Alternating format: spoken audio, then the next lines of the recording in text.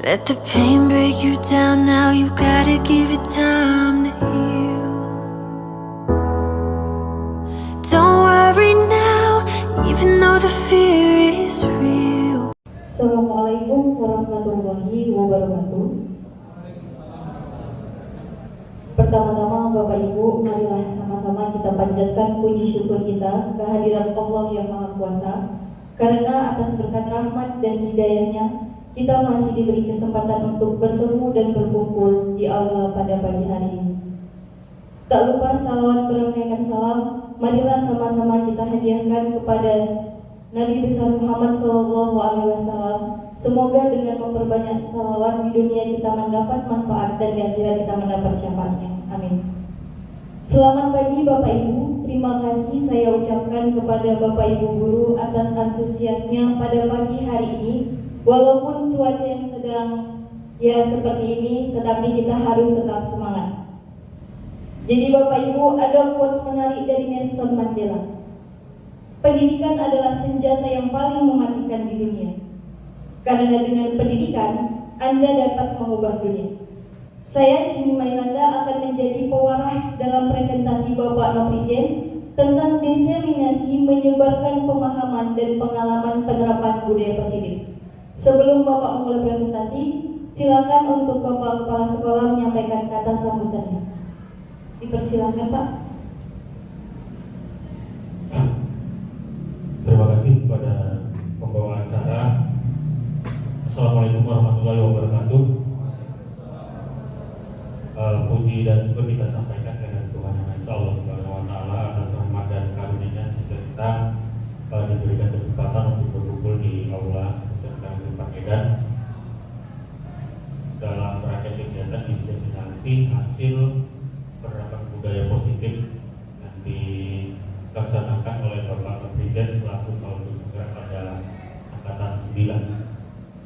Yang saya hormati Bapak dan Ibu guru yang hadir pada acara diseminasi ini. Pertama tentunya kita menyambut baik upaya yang dilakukan oleh Bapak Presiden selaku calon guru penggerak dalam menerapkan apa yang sudah dipelajarinya di kegiatan guru penggerak. Budaya positif ini merupakan salah satu modul yang ada di pendidikan guru penggerak dari 10 modul. Ini merupakan modul yang saya kira sangat penting ya untuk bisa kita terapkan di sekolah kita. Jadi saya berharap bahwa dengan diseminasi yang dilakukan oleh Pak Presiden pada kesempatan ini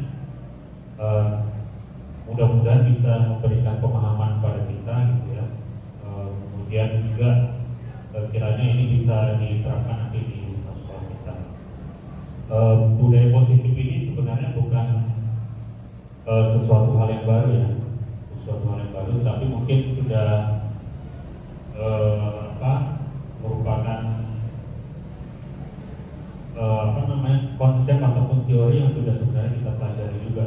Memang kita sulit kemudian untuk menerapkannya. Pada hari ini misalnya kita masih melihat bahwa kalau kita lihat ini kan budaya positif ini kan bagaimana menerapkan disiplin positif juga. Dalam upaya penegakan disiplin juga sebenarnya budaya positif ini. Tapi dalam penerapannya kita masih menggunakan cara-cara yang mungkin kalau bisa ada budaya positif berarti ada budaya negatif kan gitu. Nah, mungkin itu yang masih kita lakukan dalam upaya penegakan disiplin.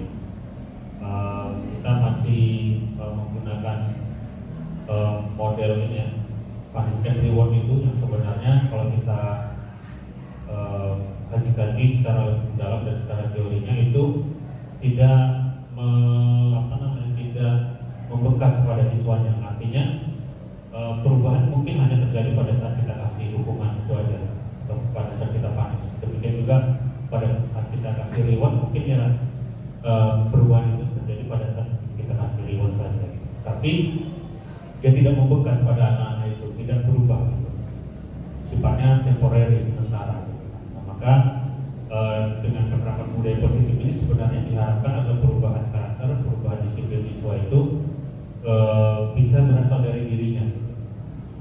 budaya positif ini juga nanti kan ada bicara tentang motivasi ya, motivasi intrinsik dan motivasi ekstrinsik.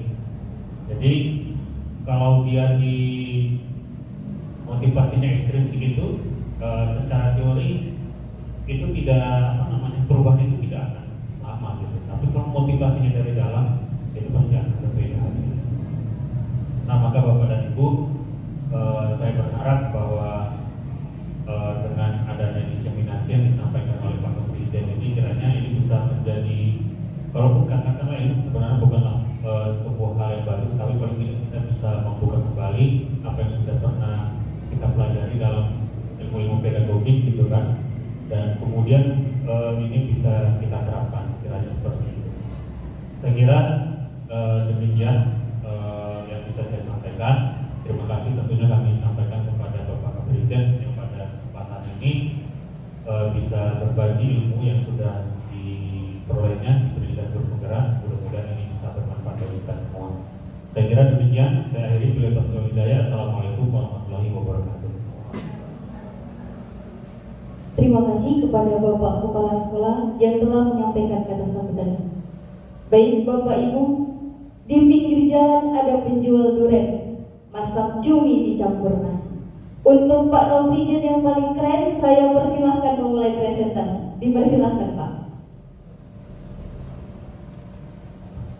Terima kasih Bu Cindy sebagai pembawa acara yang telah membawa acara dengan baik, dengan pantun yang luar biasa. Cuma saya nggak pakai berpantun membalasnya Bu Cindy. Oke, saya simpan dulu Bu ya. Dan terima kasih Bapak Kepala Sekolah yang telah hadir menyampaikan pandangan dan kata-kata yang memotivasi bagaimana di dalam guru penggerak ini. Terima kasih Pak atas sambutannya. Baik Bapak Ibu, izin Bapak saya ke depan Pak.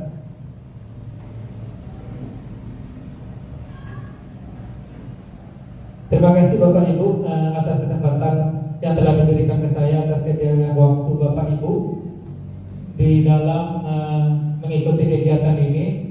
Kemudian pertama saya ucapkan Assalamualaikum warahmatullahi wabarakatuh. Selamat pagi ya, selamat pagi Bapak Ibu yang hadir pada pagi hari ini. Pertama sama kali kita panjatkan puji syukur kita kepada Allah Subhanahu wa taala, Tuhan yang Maha Kuasa. Dengan rahmat dan karunia-Nya kita masih diberikan kesempatan dan kesehatan sehingga bisa hadir di ruangan pada pagi hari ini. Baik Bapak Ibu, di sini saya akan memaparkan, akan mengimbaskan yang selama ini sudah saya pelajari di pendidikan calon guru penggerak, di mana saya mengikuti pada angkatan ke-9, ikut seleksi angkatan 8, kemudian pendidikannya di angkatan 9. Sekarang ini saya sudah masuk modul 21. Kemudian ini tugas ini adalah modul 14. Ya nanti Bapak Ibu juga yang kalau mau mengikuti ya itu sangat bagus saya rasa untuk perubahan paradigma kita sebagai seorang pendidik.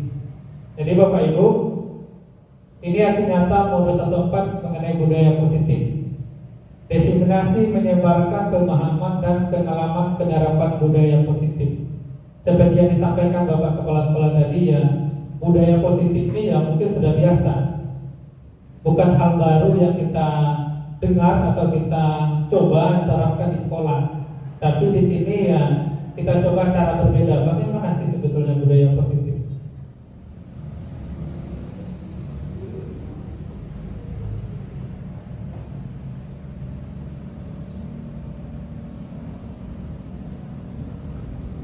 Selamat datang Bapak Ibu guru hebat di acara kegiatan pagi hari ini.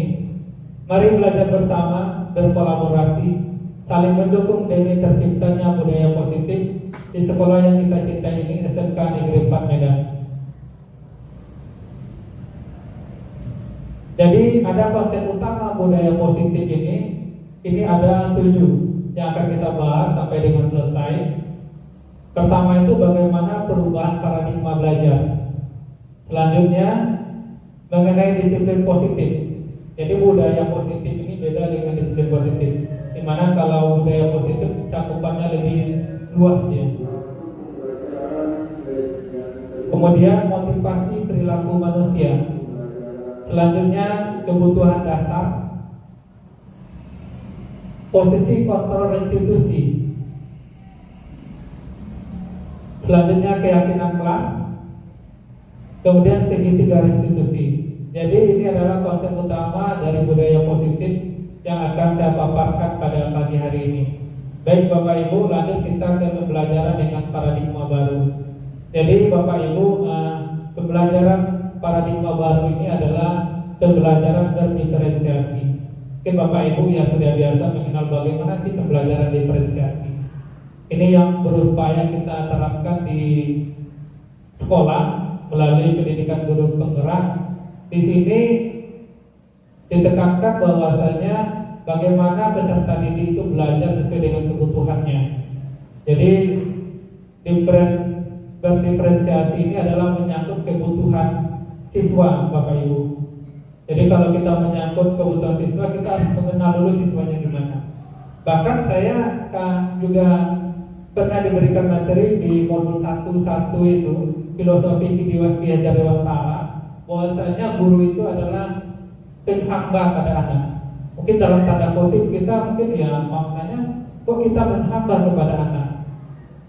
Dalam makna lain kan bisa berbeda. Masa seorang guru menghamba kepada anak?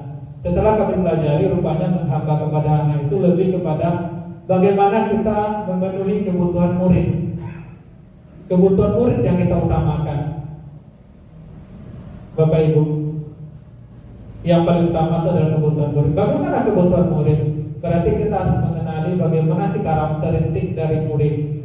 Kemudian bagaimana profil dari murid kita. Kemudian gaya belajar yang bagaimana yang disukai oleh murid kita. Kita harus pahami itu. Jadi rupanya banyak rentetan yang harus kita lalui sebelum kita mengajar itu. Kita harus tahu bagaimana sih gaya belajar yang disukai siswa.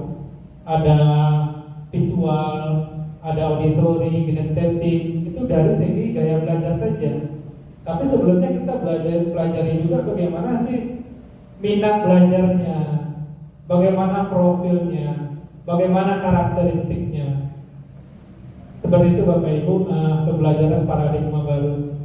Kemudian apa tujuannya? Adalah profil pelajar Pancasila.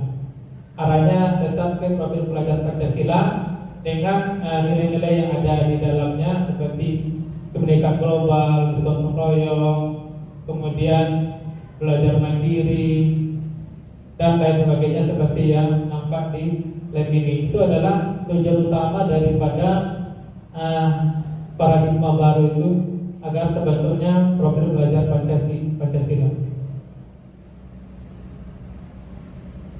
Oke Bapak Ibu, masuk kita disiplin positif. Jadi di sini ada kata-kata disiplin. Biasanya kita udah kenal juga gimana itu disiplin.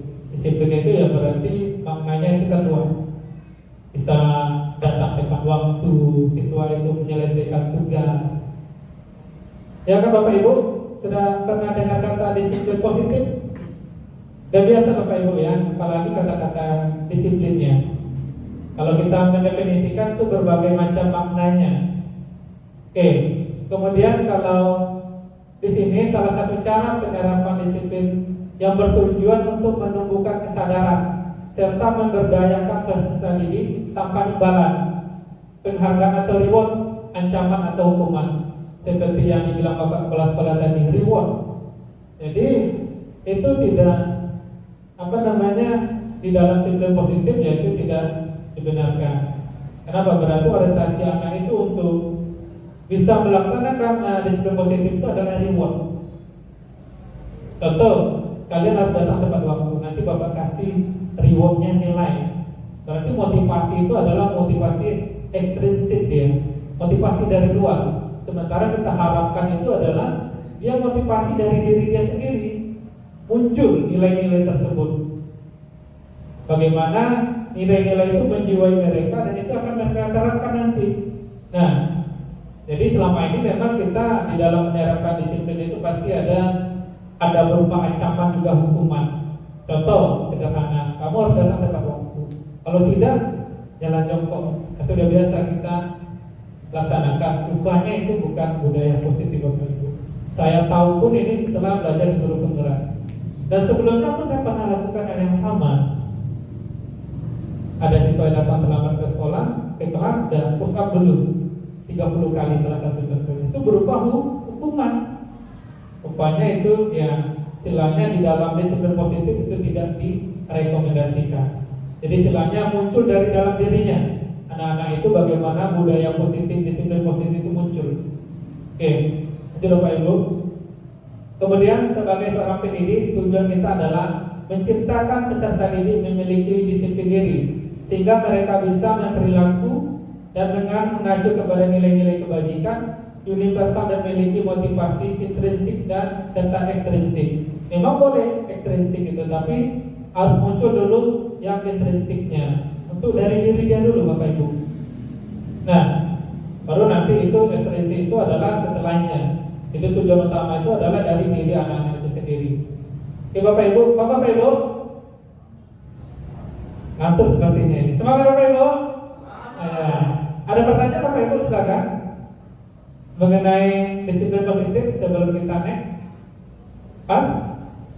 Ya, karena ya saya rasa guru kita sekalian ini guru hebat sudah memahami bagaimana disiplin ini, karena biasa juga kita terapkan di sekolah dalam kehidupan sehari-hari. Oke, lanjut Bapak Ibu. Ini kebutuhan dasar manusia. Ini terkait juga dengan kebutuhan dasar peserta didik. Pertama itu adalah kebutuhan bertahan hidup. Pertama yang dilakukan manusia itu adalah memang untuk bertahan hidup, apapun modelnya. Kalau sudah hidup kita, bagaimana kita akan melakukan hal-hal lain yang bermanfaat untuk diri kita maupun orang lain. Kemudian selanjutnya kasih sayang dan merasa diterima. Jadi kebutuhan kasih sayang itu pada manusia itu termasuk kebutuhan dasar. Betapa hampa hidup kita kalau tidak ada kasih sayang. Ya kan Bapak Ibu ya. Bapak Ibu bukan berarti kasih sayang itu berasal dari pasangannya, tidak. Tidak melulu seperti itu. Contoh murid kasih sayangnya mendapat perhatian daripada guru-gurunya, dapat motivasi dari guru-gurunya salah satunya. Itu dalam bentuk kasih sayang, memperhatikan siswa kita. Jadi mereka seolah-olah kalau di rumah mereka ada masalah-masalah, ketika datang ke sekolah dengan kasih sayang diberikan gurunya, semangatnya timbul lagi. Kadang-kadang kita siswa kita di rumah sudah bermasalah secara keluarga, sampai di sekolah kita hajar lagi, itu istilahnya mereka merasa tidak diterima Bapak Ibu. Itulah artinya kita bagaimana yang menerapkan ini, karena itu adalah kebutuhan dasar daripada murid kita. Kita pun sebagai guru juga sama. Bagaimana kita akan bisa diterima di satu tempat kita bekerja itu menjadi hal luar biasa di dalam melakukan aktivitas kita. Kemudian selanjutnya itu ada penguasaan. Jadi rupanya penguasaan ini juga termasuk daripada kebutuhan dasar manusia. Penguasaan itu bagaimana kita menguasai sesuatu.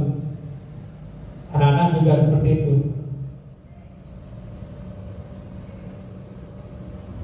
Kemudian selanjutnya itu ada kebebasan. Jadi anak-anak itu ya juga punya kebutuhan dasar itu bebas. Mereka tidak boleh terkungkung dia. Bebas berekspresi. Bagaimana mereka mengekspresikan dirinya. Kemudian selanjutnya itu adalah kesenangan. Rupanya kesenangan ini juga termasuk ke dalam kebutuhan dasar. Contoh kita pergi rekreasi itu kesenangan.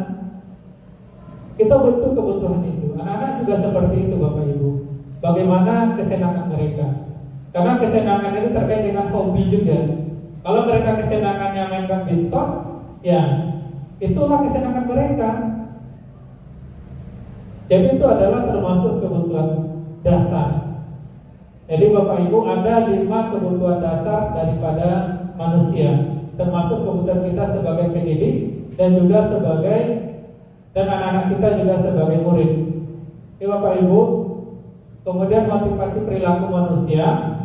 Motivasi merupakan dorongan yang timbul pada diri seseorang secara sadar atau tidak sadar untuk melakukan suatu tindakan untuk tujuan tertentu. Itu motivasi perilaku manusia. Jadi motivasi perilaku manusia ini ada berbagai macam. Pertama itu menghindari hukuman atau ketidaknyamanan. Murid ada melakukan disiplin diri karena dia takut dihukum. Ini merupakan motivasi ekstrinsik. atau motivasi dari luar Bapak Ibu. Jadi anak-anak kami ini atau siswa kita ini disiplin, dia datang pagi karena takut jalan jongkok tentunya. Iya. Atau takut diberi hukuman yang lain, apakah dalam bentuk fisik atau hal yang lain. Itu adalah mereka menghindari hukuman atau ketidaknyamanan. Dan ini sekarang ini yang yang banyak terjadi di instansi pendidikan atau di sekolah. Berarti mereka disiplin ya supaya ya tidak dihukum. Berarti itu berasal dari luar ya, bukan dari diri anak-anak kita. Kemudian mendapatkan imbalan atau penghargaan dari orang lain. Ini ada motivasinya. Murid melakukan disiplin diri karena ia ingin mendapat imbalan atau hadiah. Ini merupakan juga motivasi intrinsik. Kamu datang tepat waktu, nanti Bapak kasih nilai minimal 70 tentunya, atau semacam reward yang lain. Bisa aja guru menyatakan ya kamu rajin belajar, nanti kasih reward 5.000 tentunya. Nah, berarti motivasinya udah beda Bapak Ibu. Motivasinya dari luar. Reward yang diharapkan anak-anak kita untuk disiplin.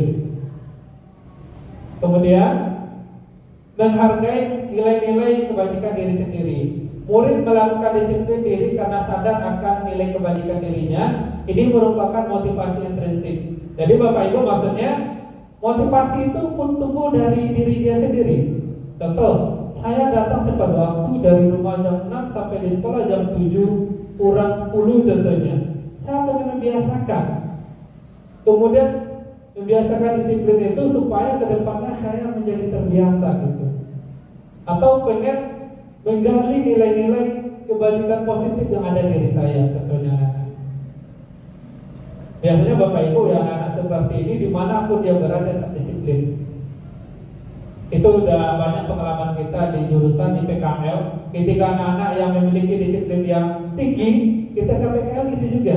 Mereka datang tepat waktu. Tetap yang bermasalah itu anak-anak yang disiplinnya rendah, seperti yang ada intrinsiknya, ekstrinsiknya tadi. Sehingga ketika PKL pun anak-anak kita ya sering terlambat. Kenapa? Karena kebiasaan daripada di diri kita. Oke Bapak Ibu, itu motivasinya. Kemudian konsep disiplin dengan identitas gagal.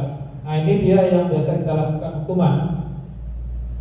Hukuman yang kita lakukan ya seperti memaksa, kemudian menyakitkan, murid menjadi takut, tidak nyaman, kemudian murid menyembunyikan kesalahan, murid menjadi rendah diri atau tidak percaya diri. Jadi itu adalah konsep disiplin dengan identitas gagal yang berupa hukuman Bapak Ibu. Jadi hukuman itu akan berefek kepada hal yang ini, memaksa, menyakitkan, murid takut. Itulah konsekuensi nanti yang akan diterima anak-anak kita di dalam hukuman. Kemudian penghargaan seperti reward tadi itu akan menghasilkan, mematikan kreativitas. Nah, kenapa orientasinya reward? Termasuk setelah dipelajari, termasuk ranking rupanya termasuk reward. Jadi anak-anak itu motivasinya mengalahkan orang lain, mengalahkan teman-teman satu kelas. Nah, kemudian tidak efektif, merusak hubungan. Kenapa? Karena biasanya mungkin ya anak-anak yang rajin karena motivasi reward, dia dekat dengan guru, ternyata yang lain berasa tidak nyaman. Kemudian merampas hak menghargai dirinya. Kemudian menghukum dengan sistem ranking ini tadi Bapak Ibu, menghukum dengan sistem ranking ini rupanya dia termasuk reward dan penghargaan. Jadi rupanya ranking ini termasuk menghukum, cuma bukan termasuk hukuman ya, tapi reward atau penghargaan. Kenapa dibilang dia sebagai menghukum? Karena motivasinya juga ekstrinsik. Dia belajar disiplin. Kenapa? Karena dengan mendapatkan ranking juara tentunya, pengen juara 1, juara 2, rajin belajar. Itu namanya dengan menghukum dengan sistem ranking.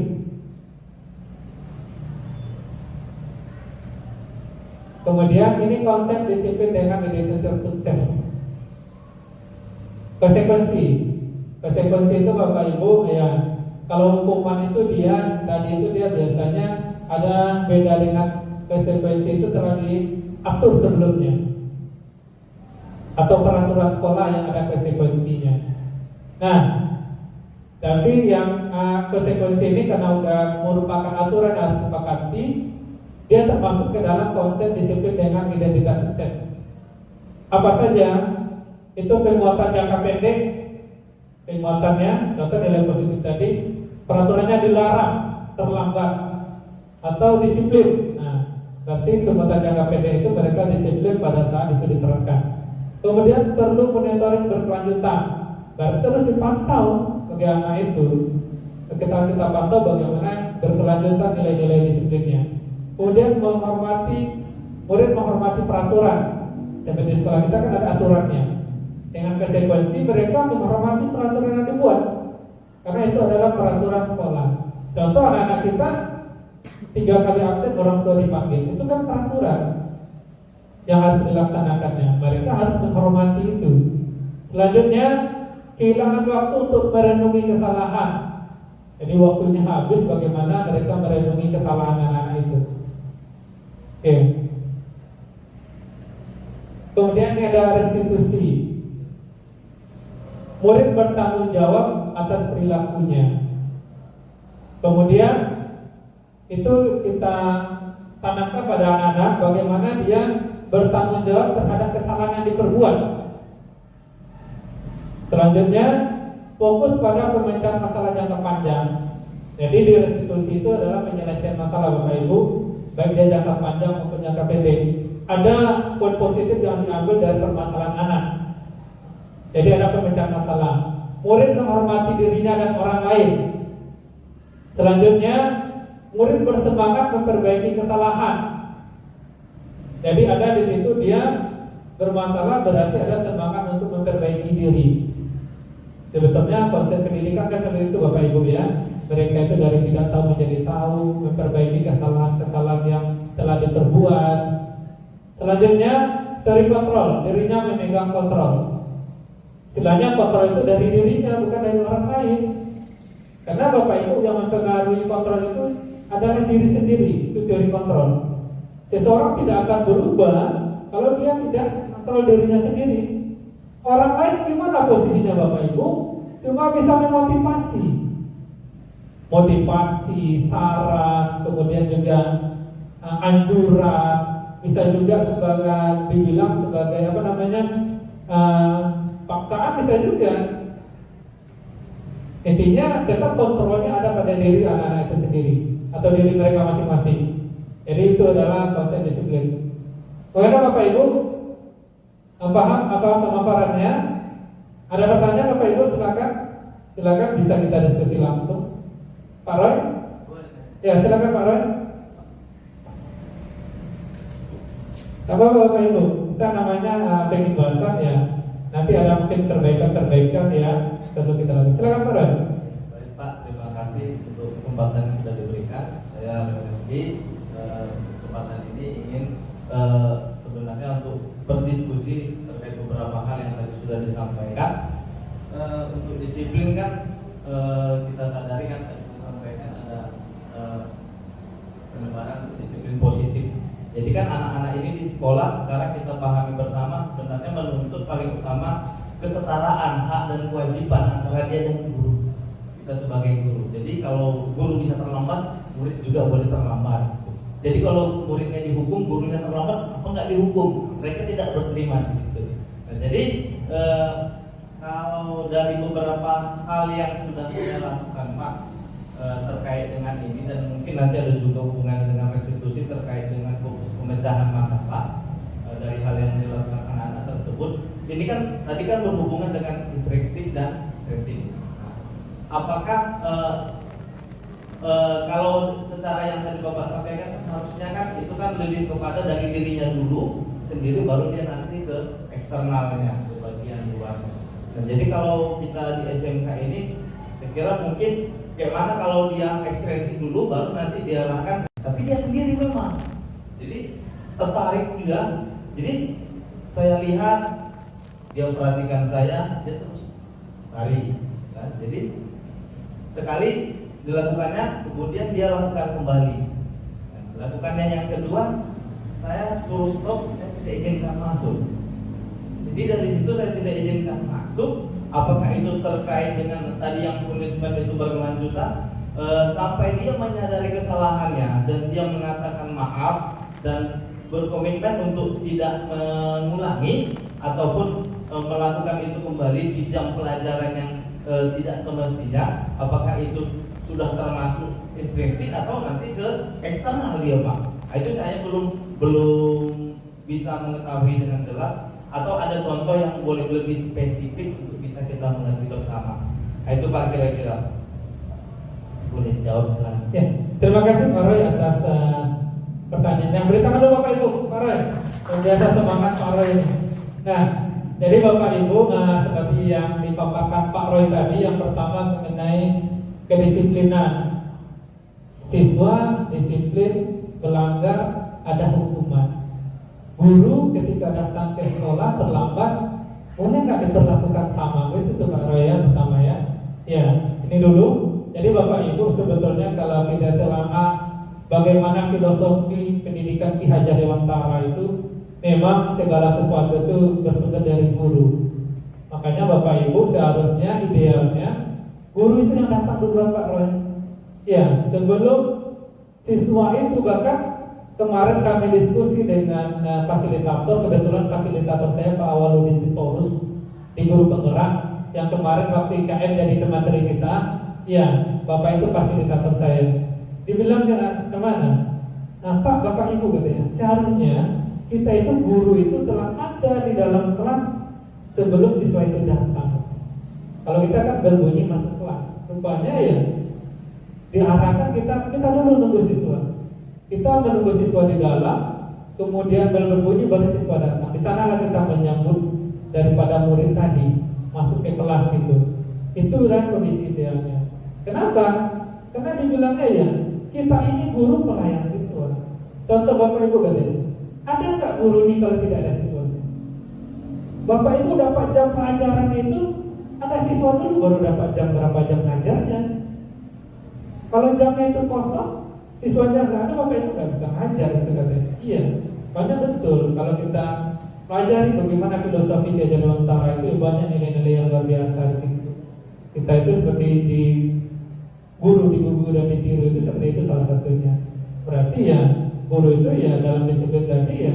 Kalau hukuman mungkin Pak Roy ya mungkin kita satu profesi nggak mungkin guru terlambat kita suruh jalan jongkok ya. Lebih kepada yang penguatan nilai-nilai positif saja. Seperti pembinaan dari kepala sekolah atau wakil kepala sekolah atau pengarahan seperti atau teguran. Kenapa? Karena hukuman itu ya bahkan untuk siswa saja nggak disarankan kalau apalagi guru gitu ya. Tapi kan masih kita laksanakan. Tapi di budaya positif itu nggak boleh. Jadi ya guru yang baik itu memberikan contoh yang baik juga. Kalau memang siswa tidak boleh terlambat, kita datang duluan seperti itu. Jadi idealnya guru itu menunggu di kelas siswa itu datang. Begitulah sebetulnya sesuai dengan filosofi Ki Hajar Dewantara itu. Para ya, jadi gambarannya kalau masalah hukuman sama ke guru ya siswa saja nggak boleh dihukum sebetulnya, apalagi guru. Cuma nilai-nilai positif itu yang perlu kita terapkan. Bagaimana supaya itu bisa dilaksanakan oleh guru-guru kita. Itu Pak yang pertama. Yang kedua Pak ya terkait motivasi tadi ya intrinsik dan ekstrinsik ini. Ada anak yang hobi dia berarti main bola. Iya, udah beberapa kali masuk dibiarkan Pak Roy, terakhir gak diizinkan lagi kan gitu. Ya, yang Bapak Roy lakukan itu sudah baik ya, istilahnya prosesnya ada sampai dengan mengulangi lagi tidak diizinkan masuk. Memang Bapak Ibu yang pertama di jiwa anak itu adalah minat, bakat. Berarti anak itu memang hobinya main bola kan? Ya, di Guru Penggerak itu kita harus memahami bagaimana sih anak-anak itu bakatnya. Bakat anak itu gimana? Bahkan kita tadi diferensiasi itu ya kebutuhan murid. Memang kalau kebutuhan murid itu memang dia hobi sepak bola, ya mungkin ada waktu yang mungkin kita atur. Bagaimana kita atur dia menyalurkan hobinya? Seperti yang kita lakukan di badminton Pak Mari ya. Anak-anak kita arahkan, ayo kita main badminton, yang punya hobi ke sana, bukan hobinya dilaksanakan di jam pelajaran gitu. Nah, itu yang tidak sesuai. Ya, kita adakan wadahnya. Contoh futsal nanti ya diadakan ekskulnya, ya kan Pak Pi ya. Jadi anak-anak tersalurkan. Kita ekskul futsal hari Kamis. Kalian kalau main futsal sana 2 jam kita main. Seperti di badminton kita lakukan. Ada anak-anak yang ikut sama guru, kita nanti ya setiap hari Jumat jam 2 sampai jam 5. Itu dalam rangka bagaimana minatnya tersalurkan. Kenapa anak-anak ini nggak terdapat dari minat? Kita mah melayani kebutuhan mereka. Itu Pak Roy ya. Gimana kira-kira Pak Roy pas apa jawabannya? Ya, silakan Pak Jumari, mungkin ada tambahan. Baik, terima kasih. Duduk atau berdiri ini, Pak Roy? Mana saja Pak. Oh iya, baik, terima kasih. Nah, terkait dengan apa tadi masalah pendisiplinan terkhusus tadi masalah keterangan yang disampaikan oleh Pak Roy, gitu ya. Sebenarnya ya kita memakai pemahaman bahwa siapapun yang katakanlah tidak taat terhadap aturan, terhadap sesuatu yang sudah disepakati itu, ya tentu harus ada konsekuensi yang diterimanya. Jadi ketika siswa bertanya, kalau kami terlambat diberikan bukan hukuman lagi namanya, tapi sekarang namanya diberikan disiplin positif lah namanya ya. Kemudian sebenarnya ke guru juga demikian gitu. Tapi kita harus menyampaikan kepada anak didik kita bahwa bentuk disiplin positifnya pasti berbeda. Gitu. Artinya ketika siswa tadi bertanya, guru kan mesti kasih hukuman juga Pak. Nah iya, tetap diberikan hukuman ya, tetapi bentuk hukumannya tentu berbeda. Gitu. Bisa saja kalau ke guru itu adalah dalam bentuk administrasi yang nggak mungkin perlu kami laporkan kepada kami. Nah itu mungkin yang pertama, gitu ya. Kemudian yang kedua, memang seringkali terjadi di sekolah, gitu ya. Termasuk di sekolah kita ini, yang sebenarnya semua orang juga sedang mencari ini format yang benar, format yang baku, bagaimana untuk mengganti hukuman ini dengan disiplin positif, gitu. Nah contohnya begini yang sering terjadi, ada seorang siswa, misalnya, ya katakan misalnya memecahkan sesuatu, katakan memecahkan jendela. Sebenarnya dia pun memecahkan itu mungkin ya lebih cenderung unsur ketidaksengajaan gitu. Tapi kadang-kadang kita memberikan sesuatunya itu hukumannya itu dengan membersihkan pokoknya membersihkan teras itu sepanjang itu kan gitu. Berarti antara apa yang dilakukannya dengan hukumannya itu kan gak ada korelasinya gitu. Nah disinilah memang kami cari format yang benar. Jadi kalaupun misalnya dia menumpahkan sesuatu di situ, katakan ada air minum lalu ditumpahkannya, maka ya yang harus dilakukan itu adalah membersihkan tempat yang minum tadi, yang kotor tadi gitu. Nah inilah memang sedang mencari format yang benar seperti apa mendisiplinkan anak-anak ini gitu, dan disebut tadi. Maka kadang-kadang memang di sekolah kita lihat, saya kadang-kadang melihat masih ada yang disuruh jalan jongkok, waduh cuma di formatnya ya. Gak usah Pak ini, Pak Nebahu. Saya sih kadang-kadang begitu ada yang terlambat, yang saya lihat ada sesuatu yang nggak bersih, itu boleh nggak suruh bersihkan gitu ya. Jadi antara apa yang dilakukan itu dengan upaya untuk mendisiplinkan itu memang kurang ada sambungannya gitu. Nah jadi saya pikir ini perlu dicari format yang benar, bagaimana supaya nanti memiliki disiplin positif yang baik. Kemudian yang kedua tadi terkait dengan apa yang disampaikan dengan motivasi eksternal gitu ya. Nah, kalau saya melihatnya begini, memang motivasi internal itu sangat baik tentunya dari seseorang itu muncul dari dalam dirinya. Tetapi memang untuk memunculkan itu bukan semudah yang kita seperti kita bayangkan gitu. Kenapa? Karena memang itu menyangkut semua aspek dia gitu.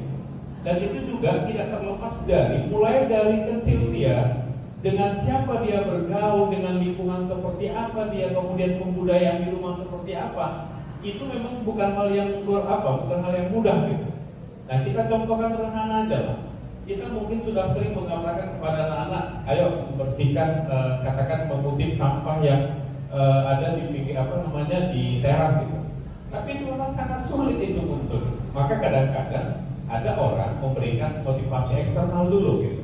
Dengan tadi memberikan reward gitu ya kan, mungkin mungkin memberikan sesuatu dengan harapan sebenarnya gini, menurut saya Pak Taufik ya, boleh-boleh saja, tetapi itu jangan dijadikan sebagai rutinitas gitu. Nah artinya ketika kita memberikan reward dalam bentuk sesuatu gitu untuk membangkitkan internalnya, maka kita bisa saja pada saat kita berikan saat tertentu kita motivasi dia gitu. Bahwa contohnya begini, ketika saya bapak nanti misalnya punya uang, oke, saya berikan sama kamu. Tapi suatu saat ketika saya nggak punya uang, tapi saya menyuruh kamu, mau nggak kamu mengerjakannya itu? Saya bilang begitu misalnya. Nah mungkin bisa saja dengan hal seperti itu, bisa saja ada muncul kesadaran dia untuk apa? Menumbuhkan motivasi dari internal dia. Jadi saya pikir artinya gini, jangan kita menunggu muncul internalnya, ya.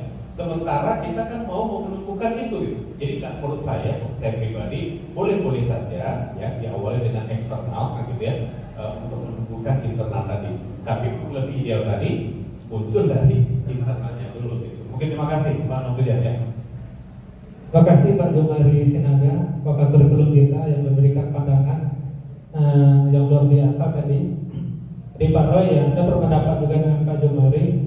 Memang idealnya adalah dari dirinya intrinsik, baru ekstrinsik. Tetapi kalau memang memungkinkan ekstrinsik dulu yang ada masalah. Kalau nanti baru dia muncul itu, istilahnya ada pemicunya atau trigger, biar nilai-nilai positifnya muncul gitu. Memang ada anak seperti itu, dia harus dipancing dulu dia baru bisa.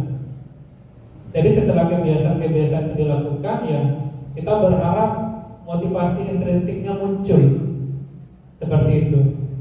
Jadi bisa ya, tepat itu saya dengan Pak Jomari, Pak Roy, bisa saja Pak Roy lakukan itu. Kita tetap menumbuhkan itu supaya muncul nanti dari dalam diri dia. Kalau itu nggak muncul, itu yang kita tumbuhkan dulu. Kita tumbuhkan nilai-nilai kita terapkan supaya yang dari dalam dirinya itu muncul.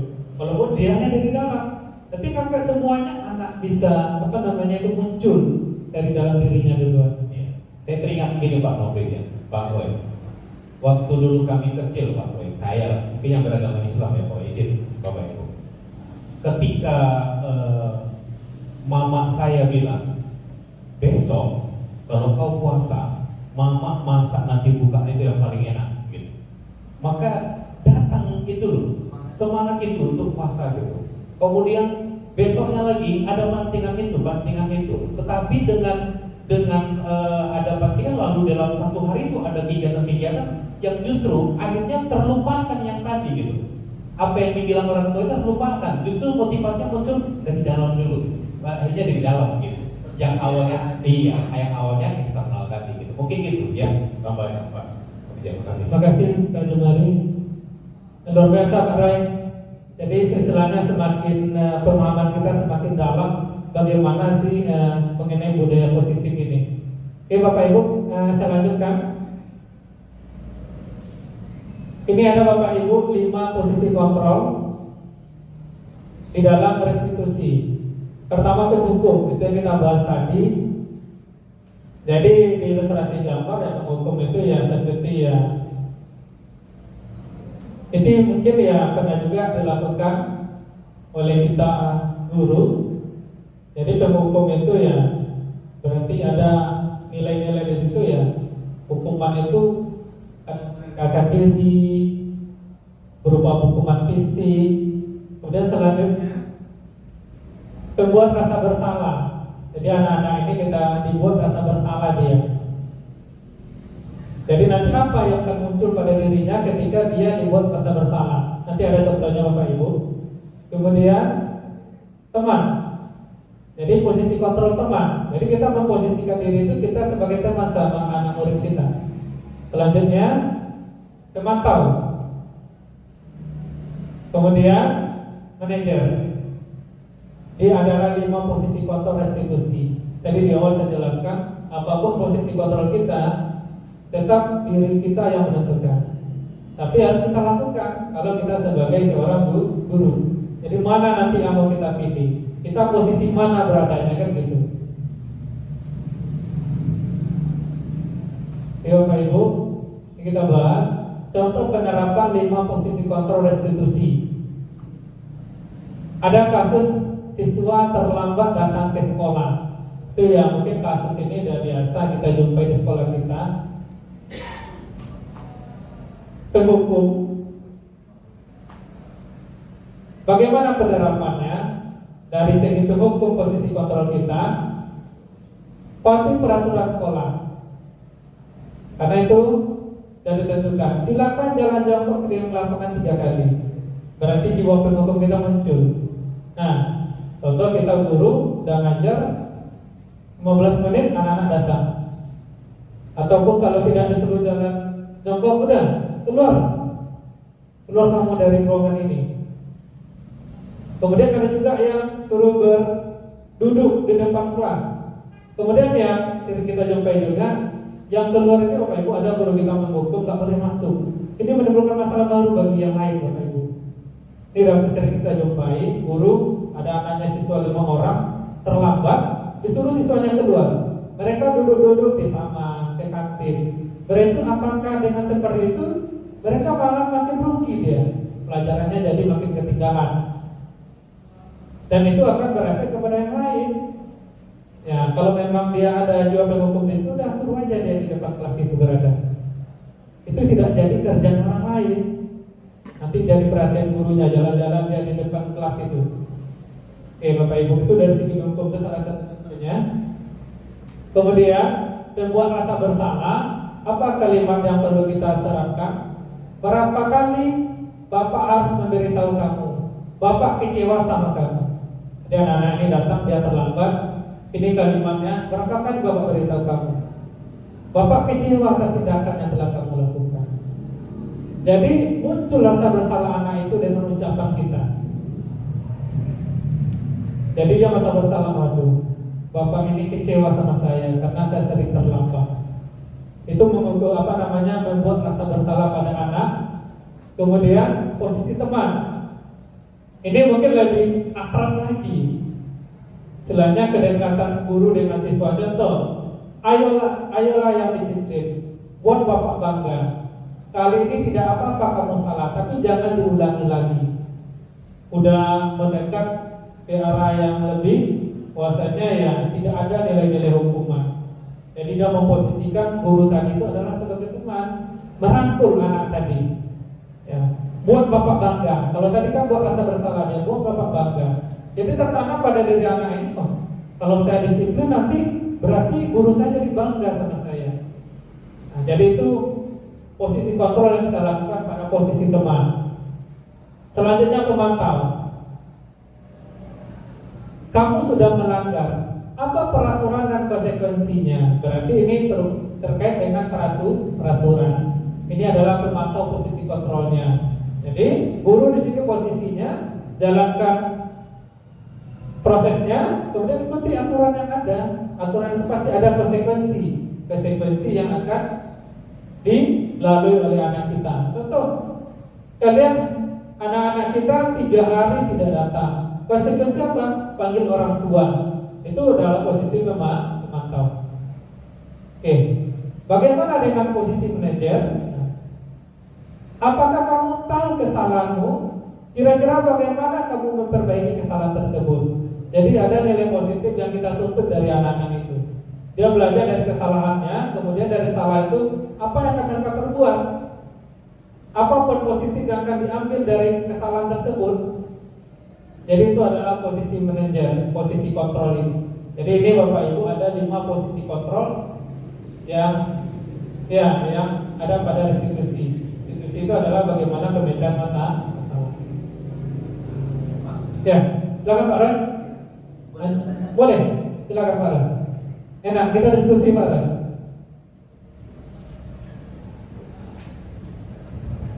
Terima kasih Pak. Izin Pak, saya sedikit menanya terkait dengan restitusi ini tadi Pak. Itu kan ada 5 posisi Pak untuk kontrol restitusi. Apakah di dalam kontrol ini dia kita lakukan itu dalam proses pembelajaran, kita memilih satu atau sekaligus semuanya ini Pak kita laksanakan sebenarnya dalam pembelajaran? Terima kasih Pak. Oke, kalau tengok kasusnya ini lebih kepada sebetulnya penerapannya bisa individu atau berbarengan posisi kontrolnya tapi lebih baik di individu kan. Ketika anak itu tahu kita ada masalah dia, kita ambil posisi kontrol garis itu siapa yang mau kita terapkan sama anak ini. Lebih bagus kita adalah manajer. Kenapa? Kalau nanti dia banyak, berarti konsentrasi kita terbagi. Biasanya kan kalau ada masalah ya, pada saat itu kita ambil posisi kontrol kita di mana. Contoh anak datang terlambat, kita lagi ngajar, posisi kontrol apa yang kita ambil. Nah, sebetulnya bisa aja kita lakukan berbarengan. Cuma Pak Roy, kalau kita berbarengan, imbasnya itu mungkin tidak terlalu cepat ya. Karena banyak. Contoh ada 5 anak yang datang terlambat, kita ambil posisi kontrol, bisa aja bisa. Tetapi lebih baik itu posisi kontrol kita ambil itu adalah dia kita lakukan secara individu. Secara individu langsung sama anak tersebut. Nah, apapun posisi kontrol contoh yang kita ambil, ya itu lebih baik kita lakukan secara face to face ya, secara individu. Kalau kelompok ya mungkin pertama pengawasan kita, kemudian ya anak-anak ini kalau dia berkawan ya, yang lain juga lakukan kesalahan, mereka dalam diri mereka ya udah nggak apa-apa gitu. Tapi kalau dia sendiri ya mereka posisi kontrol kita lebih enak di dalam menerapkan itu kan. Itu kalau ya. Oke. Bapak Ibu yang lain silakan. Lanjut kita. Oke. Ini keyakinan kelas. Jadi Bapak Ibu ada namanya keyakinan kelas. Mengapa tidak peraturan saja? Mengapa harus keyakinan kelas? Bapak Ibu tahu apa beda peraturan sama keyakinan kelas? Bapak Ibu, peraturan sama keyakinan. Keyakinan kelas mungkin baru apa ya? Istilahnya ya tidak biasa kita dengar juga. Kalau peraturan sudah biasa Bapak Ibu ya. Sudah biasa kita dengar bagaimana peraturan. Jadi kalau peraturan ini Bapak Ibu berarti ya ada aturan yang mengatur. Kemudian tadi ada konsekuensinya kalau dia berubah aturan. Bagaimana dengan keyakinan? Keyakinan ini bisa keyakinan kelas, bisa keyakinan sekolah. Kalau kita dulu keyakinan kelas, kalau pimpinan berarti wakil kepala sekolah atau kepala sekolah itu bisa keyakinan sekolah. Bagaimana keyakinan kelas ini? Keyakinan kelas ini yang kita buat sama murid, sama anak-anak di kelas. Dia berawal dari peraturan boleh, tetapi itu harus disepakati oleh semua siswa yang ada di kelas tersebut. Nah, namanya bukan kesepakatan kelas. Oke. Kesepakatan, tapi bisa dekat dia kesepakatan, tapi di dalam bahasanya lebih bagus keyakinan. Misalnya kesepakatan, karena kita sepakat dengan keyakinan itu. Iya, itu dari segi bahasa saja, tapi makna artinya sama, Pak Roy. Iya. Kesepakatan, ya mungkin masing-masing orang itu beda-beda gitu. Iya. Tapi dia berawal juga dari kesepakatan tadi, itu yang kita naikkan jadi keyakinan. Sepakat dulu peraturan, awal peraturan kan. Habis itu kita sepakat kesepakatan. Berarti semuanya tahu itu yang harus kita jalani. Baru muncul namanya keyakinan. Nah, jadi keyakinan itu muncul setelah disepakati. Itu yang kemarin saya lakukan di kelas. Jadi anak-anak itu dia istilahnya mereka sendiri dulu muncul keyakinan kelas, tapi dalam kalimat positif Bapak Ibu, dalam kalimat positif. Nah, keyakinan kelasnya. Contoh, tidak diperbolehkan di dalam keyakinan kelas itu kalimat negatif. Contoh, salah satunya dilarang membuang sampah sembarangan. Itu kalimat positif atau negatif Bapak Ibu? Kalimat negatif, kan ada kata-kata dilarang. Tidak boleh. Bagaimana kalimat positifnya?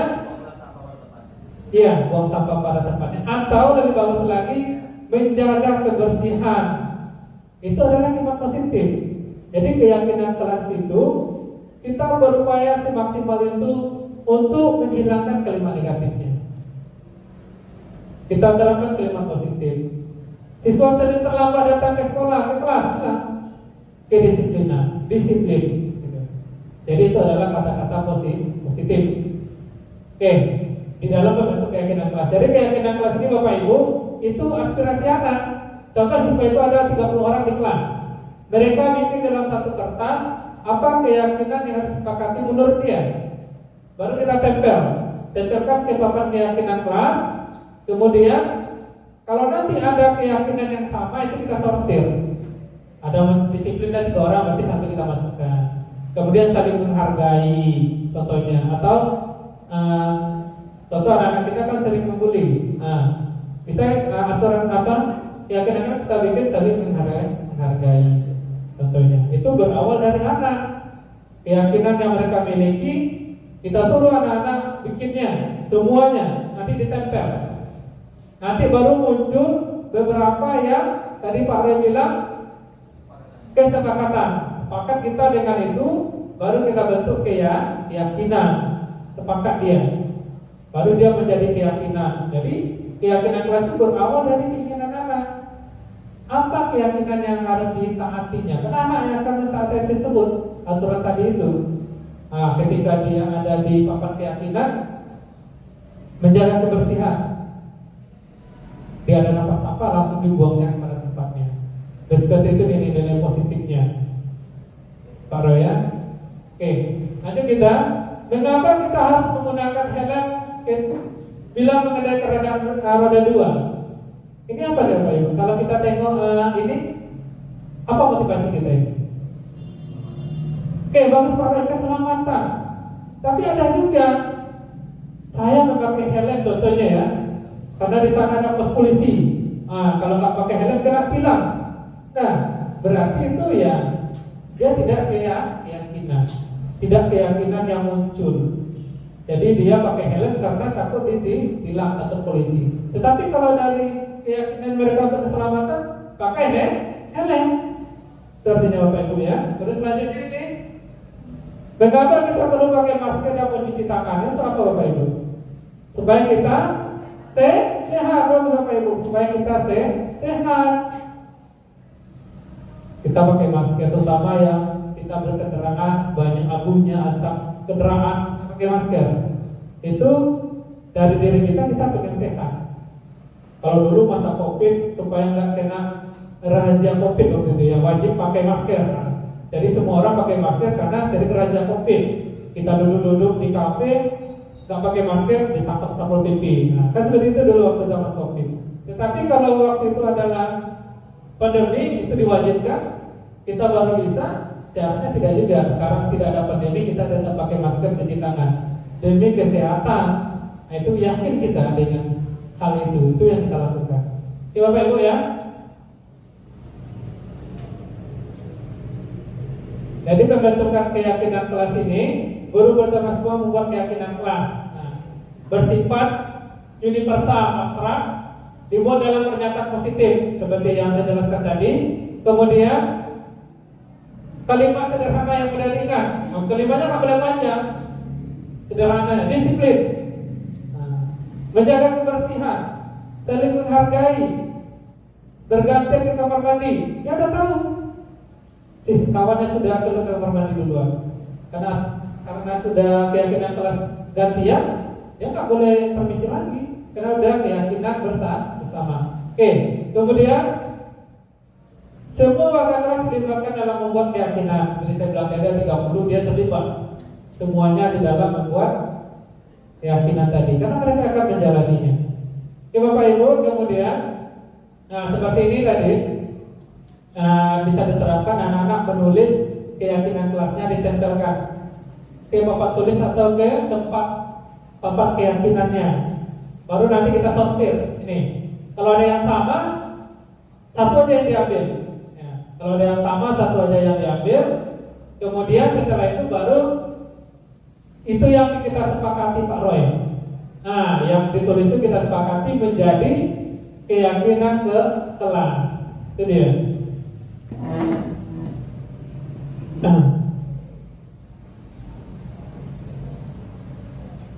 Ini Bapak Ibu ada segitiga restitusi. Jadi segitiga restitusi ini ada 3 elemennya. Pertama, menstabilkan identitas. Kemudian validasi tindakan yang salah. Kemudian menanyakan keyakinan. Itulah sebetulnya proses yang kita lalui ketika ada menangani permasalahan murid. Saya jujur Bapak Ibu, sebelum belajar guru penggerak ini, saya nggak tahu apa itu segitiga restitusi, nggak ngerti saya. Yang bisa kita lakukan, anak bermasalah udah kita panggil, kita proses. Itu Pak Roy ya. Kalau perlu kita panggil, orang tuanya kita panggil. Rupanya ada step yang kita lakukan bertahap dia. Bagaimana anak-anak ini kita selesaikan masalahnya dengan restitusi, atau kita kenal dengan istilah segitiga restitusi. Nah, suatu proses dialog yang dilakukan guru agar dapat menghasilkan murid yang mandiri dan bertanggung jawab. Itu dialog, diskusi. Jadi dari permasalahan yang terjadi tersebut, siswa tadi memiliki nilai-nilai tanggung jawab di dalam dirinya. Itu dia tujuan dari segitiga restitusi. Jadi permasalahan itu bukan lewat begitu saja. Ada tanggung jawab yang harus diemban pada anak tersebut. Oke Bapak Ibu, ini dia validasi tindakan yang salah. Membantu murid menganalisis basic need atau kebutuhan dasar yang ingin dipenuhinya ketika melakukan sebuah kesalahan. Jadi dalam dialognya tadi, guru bisa berkata, kamu bisa saja akan melakukan hal yang lebih buruk, tapi kamu tidak melakukannya. Ini dalam tahap validasi tindakan yang salah. Kemudian, kamu pasti punya alasan mengapa melakukan itu. Itu bisa kita pakai kalimat dialognya. Apakah kamu bisa melakukan dengan lebih baik lagi esoknya? Istilahnya memperbaiki diri. Jadi dari kesalahan itu bisa kita validasi dengan pertanyaan seperti itu ketika berdialog dengan murid. Kemudian menstabilkan identitas. Di sini menstabilkan identitas untuk membuat anak yang merasa gagal karena berbuat salah menjadi positif terhadap dirinya. Jadi yang yang gagal tadi itu dia menjadi positif. Istilahnya dari dirinya muncul nilai-nilai positif dari kesalahan tadi. Jadi kita mesti di sini bagaimana menstabilkan identitas. Jadi pertanyaan dalam dialog bisa kita utarakan, berbuat salah itu adalah hal yang manusiawi. Kemudian tidak ada manusia yang sempurna. Bapak Ibu juga pernah berbuat salah.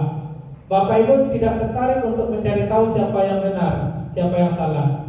Bapak Ibu lebih tertarik untuk menyelesaikan masalah. Jadi di sini restitusi ini lebih kepada penyelesaian masalah. Tapi di sini dalam tahap menstabilkan identitasnya. Tadi validasi tindakan yang salah. Kemudian yang ketiga, segitiganya menanyakan keyakinan sisi yang lainnya.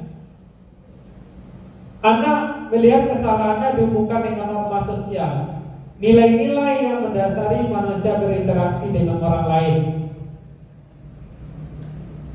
Kemudian dalam dialog muncul pertanyaan, nilai-nilai universal apa yang telah kita sepakati? Berarti tadi adalah nilai-nilai keyakinan ke kelas, Bapak Ibu. Jadi kita hubungkan lagi penyelesaian masalah dengan keyakinan kelas yang telah disepakati tadi oleh semua murid. Karena kita proses seperti itu dia. Nanti anak-anak apa kesepakatan kelas yang telah anak-anak lakukan? Oh ingat ya, disiplin Bu, karena dia terlambat. Nah, seperti itu.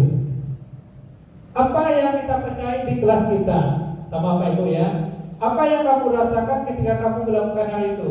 Kamu menjadi orang yang seperti apa? Istilahnya ya, dia di sini bagaimana muncul memperbaiki diri. Jadi kita tanyakan apa yang ada dilanggarnya. Kenapa? Karena keyakinan kelas itu mereka yang bikin, mereka yang sepakat. Anak-anak tadi, murid tadi. Jadi mereka yang akan melaksanakannya. Bagaimana penanganan tadi. Jadi dari segi tiga restitusi itu. Itulah 3 tahapannya Bapak Ibu. 3 tahapan yang kita lalui bagaimana menyelesaikan masalah dengan restitusi. 3 restitusi. Oke Bapak Ibu, ini ada contoh. Ini mungkin ya materi terakhir, cuma ini ada contoh penerapan segitiga restitusi terhadap permasalahan anak yang berhubungan dengan keterlambatan, bagaimana kita memasukkan pertanyaan-pertanyaan tadi dari kasus yang ada.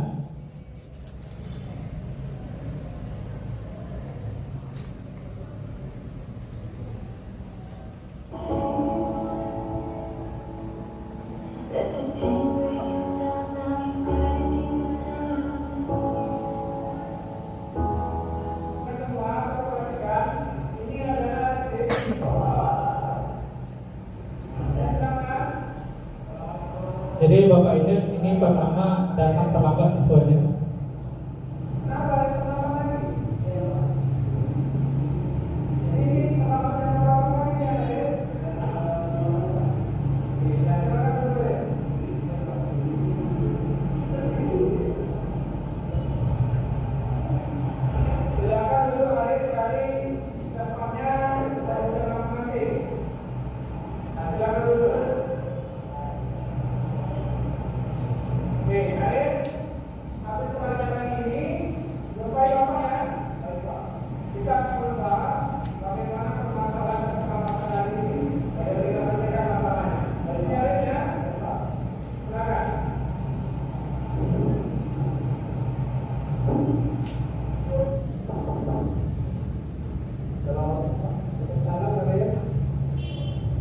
Jadi Bapak Ibu pertama kita berupaya menstabilkan dulu identitasnya.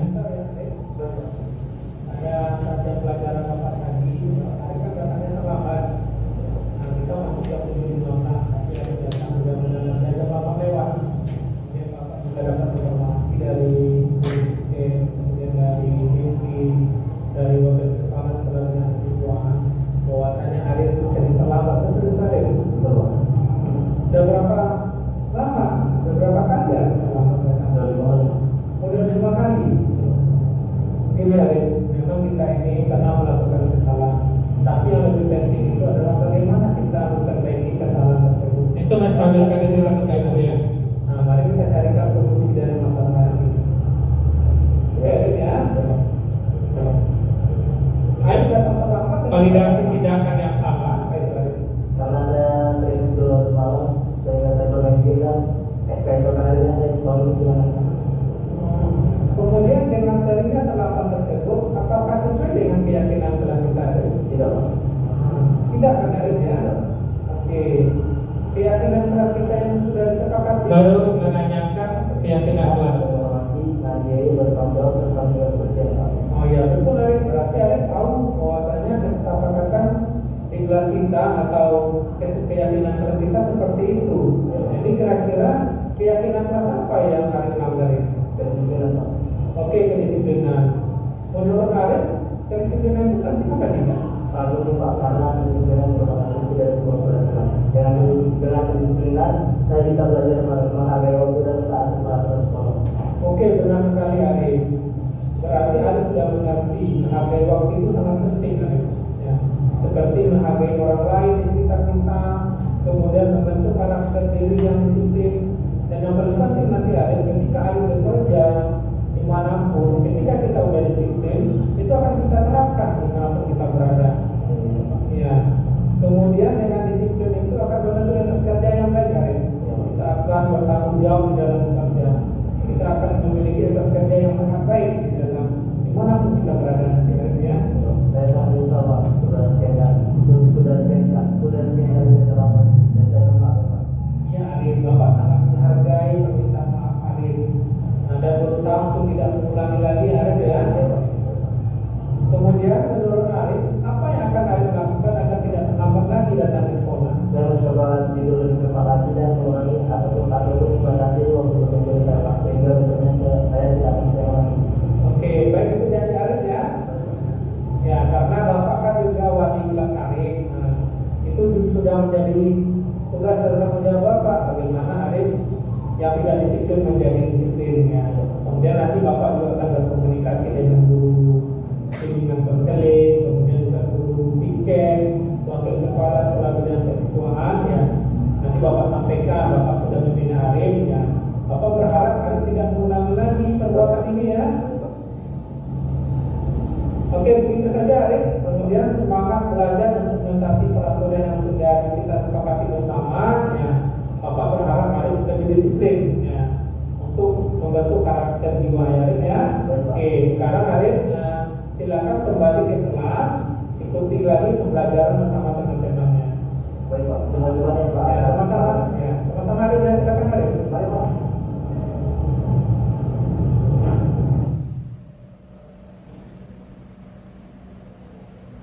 Jadi Bapak Ibu, di video tadi saya mencoba untuk merangkai bagaimana segitiga restitusi, melakukan identitas salah, kemudian memvalidasi, kemudian yang menanyakan keyakinan kelas.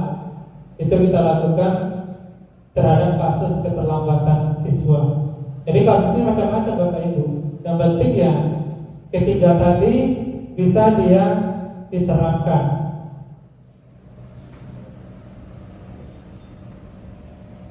Yang ini Bapak Ibu. Yang ketiga melakukan menstabilkan identitas, validasi, sama menanyakan keyakinan. Jadi istilahnya ya, memang kalau kita lihat, saya pun pribadi sebelumnya ya tidak melaksanakan itu. Kita tetap memproses anak, walaupun ada di antara elemen ini yang kita lalui dengan pandang lebar kita bicara di situ. Cuma tetap ya, istilahnya kita mau anak ini berubah menjadi lebih baik. Jadi intinya di sini dengan restitusi ini dia menghasilkan murid mandiri dan bertanggung jawab terhadap kesalahan yang telah diperbuat. Ya silakan Pak Ron.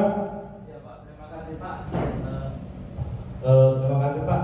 Nah, ada sedikit hal Pak yang perlu saya dapatkan penegasan Pak. Apakah dalam melaksanakan segitiga restitusi ini kan Pak, sebenarnya kita kan bagaimana mengubah anak tadi untuk jadi lebih baik atau menyelesaikan permasalahan yang dirasanya itu dia sendiri tidak tahu faktornya apa yang dia buat. Kita membantunya menemukan solusi untuk dirinya kan gitu. Nah, apakah ini harus atau perlu dibarengi dengan namanya punishment ataupun hukuman ataupun pengingat supaya dia untuk dapat ya sesuai dengan apa yang sudah dijanjikan. Terima kasih. Oke, terima kasih Pak Roy. Jadi memang di segitiga restitusi ini kita kan dalam budaya positif ini berupaya tidak menghukum Pak Roy. Jadi jiwa kita posisi kontrol dan hukum ini yang berlahan-lahan kita kurangi. Kenapa? Ya karena itu memang diteliti oleh pakar-pakar pendidikan yang mungkin ya tidak selalu berdampak positif di terhadap hal yang kita lakukan. Nah, walaupun kita perlu kerja keras ini. Kenapa? Karena rata-rata anak ini yang mau berubah ketika dihukum dia. Tetapi itu tidak disarankan lagi. Tidak disarankan lagi bagaimana seperti Pak Roy bilang punishment atau hukuman. Jadi kita balik lagi posisi kontrol kita adalah sebagai penghukum. Sementara di segitiga restitusi itu tidak dibenarkan kan gitu. Contoh sederhana Pak Roy, ada siswa kita peraturan pakai sepatu warna hitam, ya, itu yang kita lakukan. Kemudian ada siswa kita pakai sepatu warna putih. Nah, kemudian anak-anak ini disuruh jalan yang tidak pakai sepatu warna hitam, tidak pakai sepatu jalan, ya kan?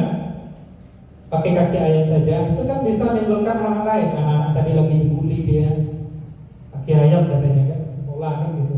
Yang kedua, disuruh dia jalan keliling lapangan tanpa alas kaki. Pertanyaannya, dia pakai sepatu warna putih ini. Apakah karena dia melakukan jalan lapangan tanpa alas kaki, sepatu warna putih tadi berubah jadi hitam bukan tidak apa itu? Berubah kan? Tetap warnanya hitam kan? Disuruh anak-anak ini karena pakai sepatu warna putih jalan dia tanpa alas kaki. Ketika selesai dia jalan 5 kali lapangan, berubah tak warna sepatunya? Kan nggak berubah juga Bapak Ibu. Tetap warna sepatunya putih. Cuma yang kita tekankan bagaimana kedepannya dia merubah diri, memiliki tanggung jawab. Itu yang perlu kita munculkan. Seperti Pak Roy bilang tadi, bisa aja, nggak apa-apa dari ekstrinsik dulu. Baru jiwa disiplin positif itu muncul dari dirinya. Walaupun dipicu dulu. Kenapa sebagian anak harus di-trigger dulu dia? Seperti bilang Pak Jumari tadi, karena punishment dulu, Terakhir menjadi kebiasaan, punishmentnya hilang. Ya, saya sama juga dengan kasus Pak Jumari, tapi bukan itu dulu. Dengan kasus yang sama, saya kelas puasa juga, waktu itu kelas 4 saya pertama kali 30 puasa, kasih duit Pak Roy. Kasih duit, karena mau lebaran, kalau puasa lengkap, kasih duit sama baju baru. Sampai nggak mau anak kecil kan gitu kan. Tapi itu kan eksternal ya, itu awal. Akhirnya ya muncul sendiri, itu hilang berjalannya waktu. Karena udah muncul nilai-nilainya dalam diri kita. Silakan Bapak Ibu. Ya, silakan Pak. Baik, terima kasih Pak atas kesempatan yang diberikan. Pertanyaan saya begini Pak, bagaimana sih peran guru di era digital sekarang ini Pak? Karena kan maraknya perkembangan teknologi. Yang mungkin yang Bapak sampaikan tadi adanya keyakinan dan kesepakatan kelas. Nah, ketika pada proses pembelajaran dalam kita adakan kesepakatan kelas, tapi masih ada peserta didik yang melanggar kesepakatan tersebut Pak. Karena kita ketahui di era sekarang ini maraknya teknologi, peserta didik candu akan bermain game gitu Pak.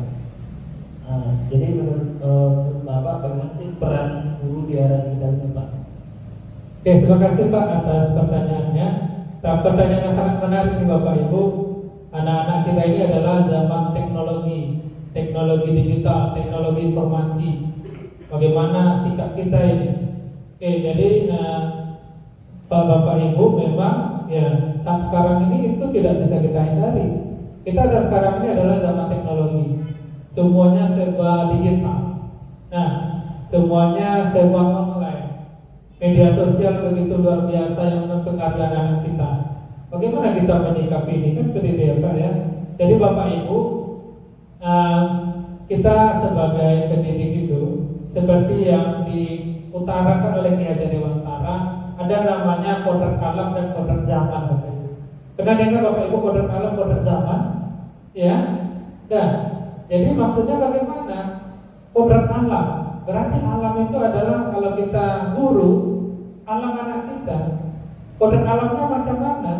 Ingat Bapak Ibu, anak-anak ini bukan kertas kosong seperti Ki Dewantara. Siswa ini atau murid ini bukan kertas kosong Bapak Ibu, yang bisa kita tulis begitu saja sesuai dengan keinginan kita. Ya, dia telah ada bawaan dirinya, sudah ada nilai-nilai yang di dalam dirinya. Jadi kita nggak bisa sesuka hati kita menulis sesuai keinginan kita anak itu. Makanya kita perlu mengetahui apa kodratnya. Kodrat alamnya apa? Apa yang berhubungan dengan kodrat alam? Kita makanya tadi di awal saya bilang bagaimana kita mengerti bagaimana profil anak, bagaimana kesiapan belajarnya, bagaimana karakteristik anak tadi. Bapak Ibu gak sama, anak dari rumah orang tuanya nyiapkan makan, nyiapkan sarapan, kemudian disediakan fasilitas lengkap, orang tuanya tenteram damai. Dengan anak yang satu lagi mohon maafnya bapak mamanya sudah bercerai, ke sekolah tidak sarapan, perut kosong, ongkos ke sekolah cuma pas ongkos. Itu beda Bapak Ibu. Ketika mereka nyampe ke sekolah menerima pelajaran itu beda. Tapi kenyataannya ketika di kelas itu kita sama ratakan Bapak Ibu ya. Iya. Mereka seolah-olah sama latar belakang mereka semuanya. Karakteristiknya bermacam-macam Bapak Ibu. Maka itu para rektor pendidikan sekarang ini adalah bagaimana pembelajaran berdiferensiasi. Bukan masalah gaya belajar aja Bapak Ibu, banyak. Itulah saya bilang bagaimana kita mengenali anak. Kita kan sama aja. Anak di dalam itu ya kita belajar matematika ada punya. Ya, belajar matematika. Kemudian kita akan nengok bagaimana karakter anak. Dan ingat Bapak Ibu, apakah orang-orang hebat? Contoh ya, ada di sekolah dia belajar matematikanya nilainya 45. Setiap belajar matematika gak tahu apa-apa dia. Nah, tapi dia ada nilai lain, kemampuan mereka yang lain. Contoh, mereka jago olahraga, jago juara dia. Bapak Ibu, makanya kita di situ kita memahami bagaimana karakteristik anak itu.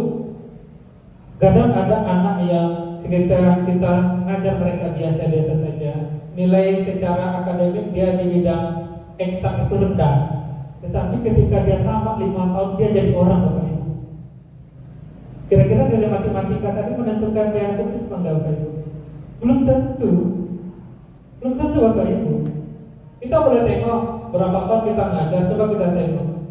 Kadang-kadang malah kita gaji guru kita ya, tahulah kita berapa gaji PNS atau guru gitu kan. Anak kita ini kita didik dengan matematika lemah tadi, bahasa Inggris atau apa, fisika nggak ngerti apa-apa. Ketika mereka bekerja jadi pengusaha, Bapak Ibu, pakai mobil dia ke sekolah, kita ditanya, Pak datang ke sekolah, Pak nilai Pak matematika kemarin nggak penting-penting apa Pak bagi saya di waktu kerja, kata kan. Saya nyari pakai kalkulator, kata kan. Nah kan nggak pakai hitung-hitungan, kata kan. Nah kan main juga, Bapak Ibu. Jadi kita harus memahami bagaimana keseluruhan karakteristik anak itu. Bahkan ada yang lebih luar biasanya, dia nggak pandai secara eksak, yang lain jago, dia jago berpolitik, rupanya dia anggota dewan ya, Bapak Ibu. Dia pula yang ngatur gaji kita kan. Dia anggota dewannya.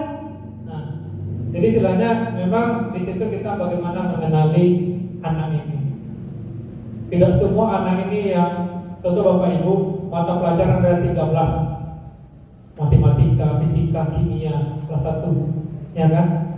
Anak kan dituntut semuanya harus mampu. Di ujian ya Bapak Ibu ya, agama juga, bahasa Inggris, fisika. Bukan pelajarannya 1 kan gitu. Kira-kira Bapak Ibu dengan 13 mata pelajaran tadi, kita disuruh sebagai guru coba kerjakan fisika, kimia.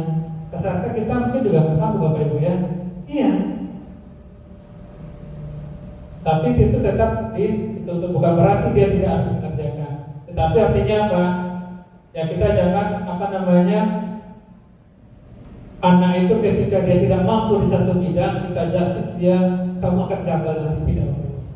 Kenapa? Banyak secara akademis anak itu bagus di sekolah, tetapi dia di masyarakat ya ketika bekerja belum tentu menghasilkan prestasi yang luar biasa. Karena anak-anak yang biasa saja di sekolah bisa jadi orang hebat. Nah, kenapa? Dia mungkin fisik motornya hidup, kemudian jiwa kewirausahaannya ada, kreativitasnya ada. Jadi di situ lebih banyak membentuk bagaimana seorang itu. Jadi kita harus perhatikan Pak bagaimana kodrat alamnya. Ya, bagaimana latar belakang anaknya itu. Kemudian satu lagi ada nama kodrat zaman Pak. Jadi kalau anak-anak kita sekarang berbau teknologi, kita harus terjun ke sana Bapak Ibu. Kita harus bisa juga menggunakan teknologi. Kita harus pahami zamannya sekarang ini zaman digital. Maka guru juga harus mengikuti hal yang sama. Makanya dibilang Kiai Dewantara, kita guru itu harus memahami bagaimana kodrat alam dan kodrat zaman. Zamannya zaman digital itu kita harus pahami. Anak-anak bermedia sosial kita ikuti. Anak sukanya apa konten, kita ikuti kontennya. Makanya itu salah satu pendidikan itu ya, kita harus memahami bagaimana zamannya sekarang. Zaman teknologi kita ikuti teknologinya. Gaya belajar anak yang suka gimana kita ikuti. Oh anak-anak suka nonton YouTube Pak, ayo kita bikin yang pakai YouTube. Karena gaya belajar diferensiasi itu adalah gaya belajar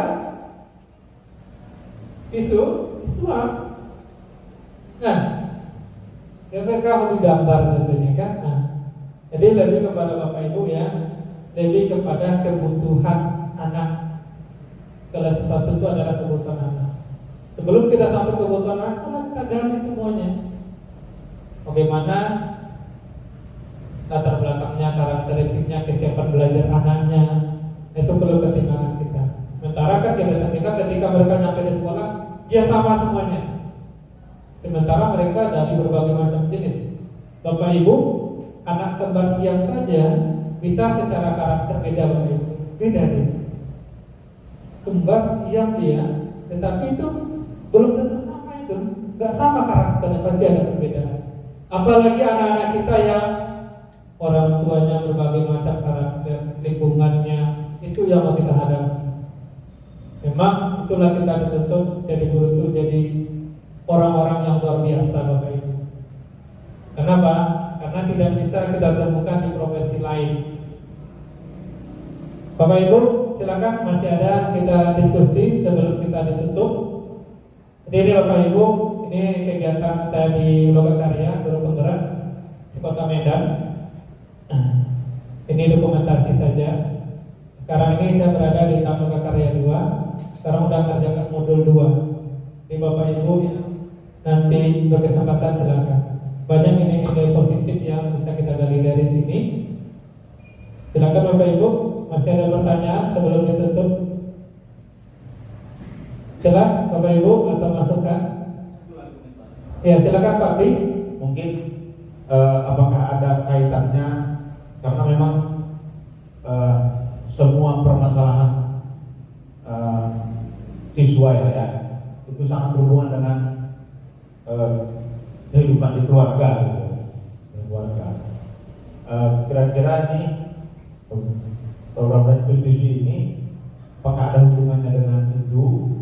Kemudian kira-kira gimana kita mengkaitkannya, termasuk mungkin kerjasama antara guru mata pelajaran dengan orang tua siswa gitu ya, keluarga, sehingga informasi-informasi yang mungkin tidak sepenuhnya benar yang disampaikan oleh si anak bisa kita kontrol lewat orang tua atau keluarga. Mungkin itu. Makasih. Terima kasih Pak Di. Jadi Pak Di, berhubungan dengan keluarga, iya. Kita memang anak itu lebih banyak di keluarganya Pak Di ya. Kita di sini dengan masuk jam 7.15 sampai jam setengah 2. Itulah waktu kita. Itu pun kita tidak full di kelas itu, kita pindah-pindah kelas. Satu hari itu bisa sekitar 100 siswa kita hadapi, 5 kelas tentunya kan. Memang keberadaan keluarga sangat vital sekali di sini.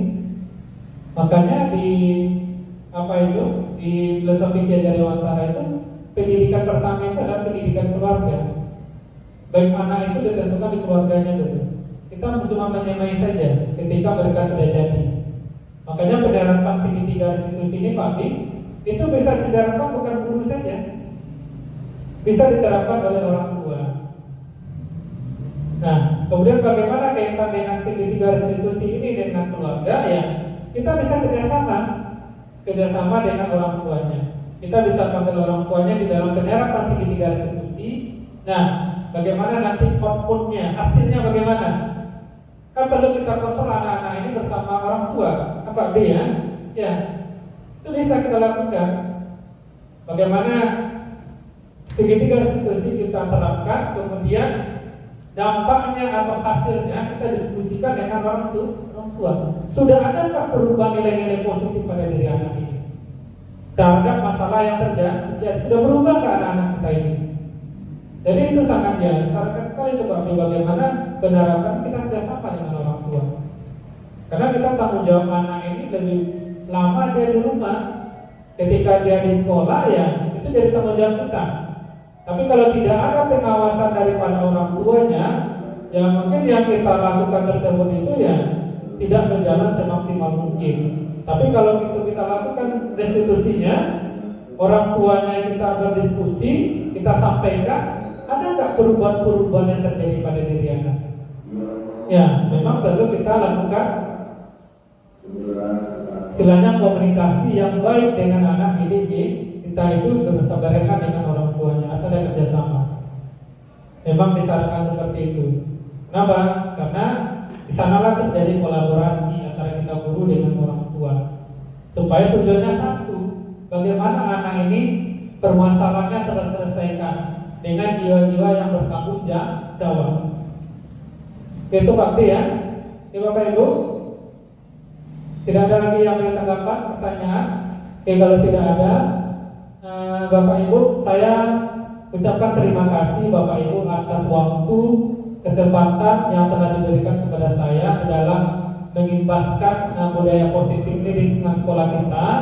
Ya, dengan harapan nantinya budaya positif ini bisa kita terapkan di sekolah kita. Kemudian juga nanti anak-anak kita bisa berubah secara perlahan-lahan. Kemudian ya menjadi lebih baik lagi. Mungkin itu yang perlu saya sampaikan. Kemudian mohon maaf Bapak Ibu jika ada salah dan janggal. Terima kasih. Assalamualaikum warahmatullahi wabarakatuh. Selamat siang. Saya kembalikan kepada Bu Siti.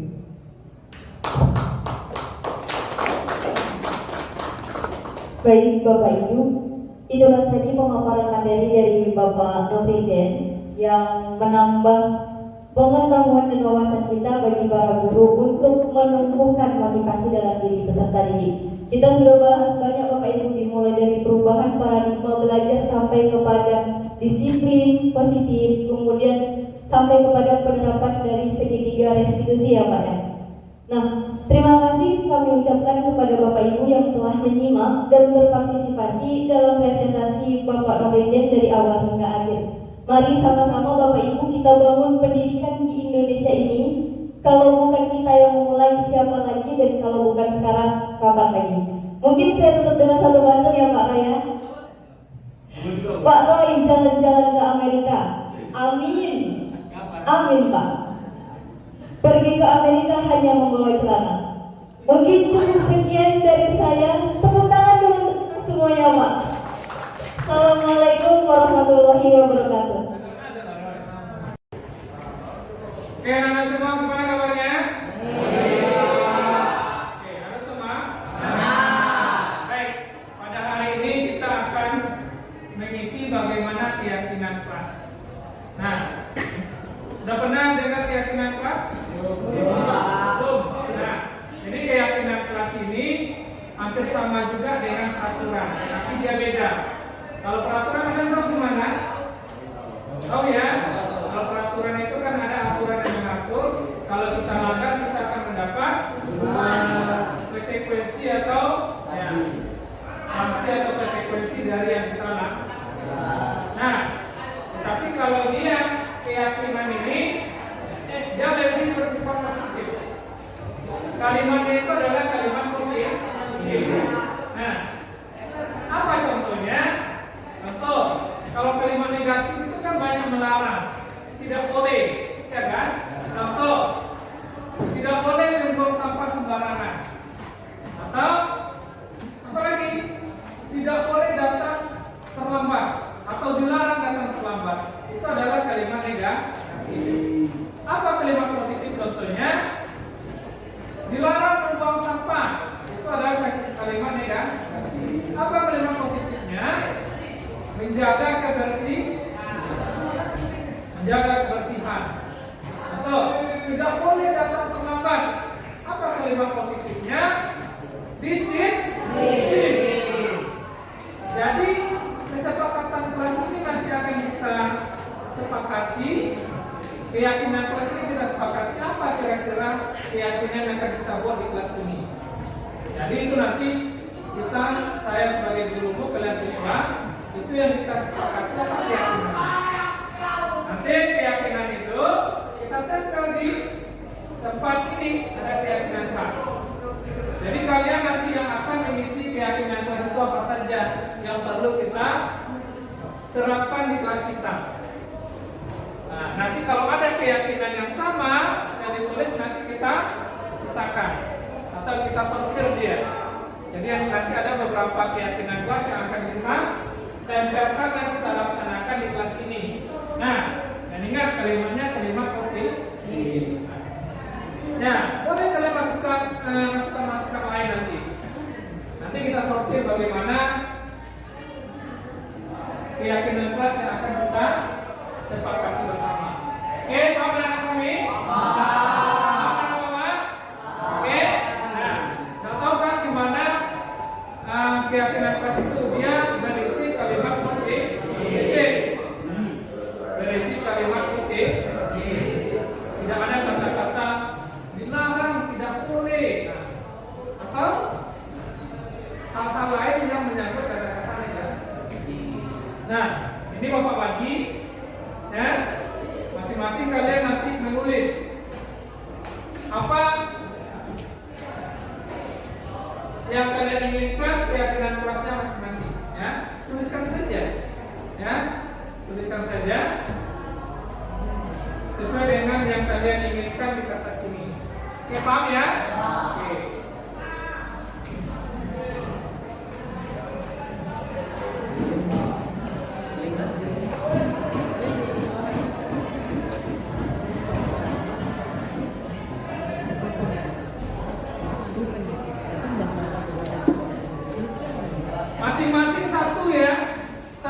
keyakinan kelas yang kalian pilih terus di sini ya.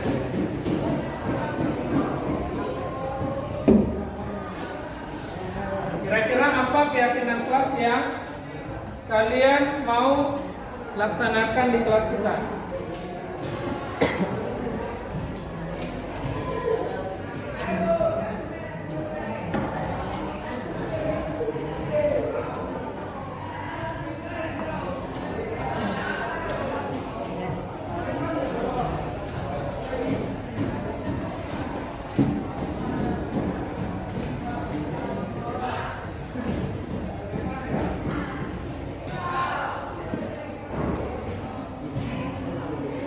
Oke, silakan isi.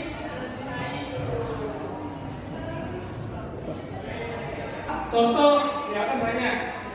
Nah, di kamar mandi berarti tidak boleh bersama, gantian. Yang tadi juga.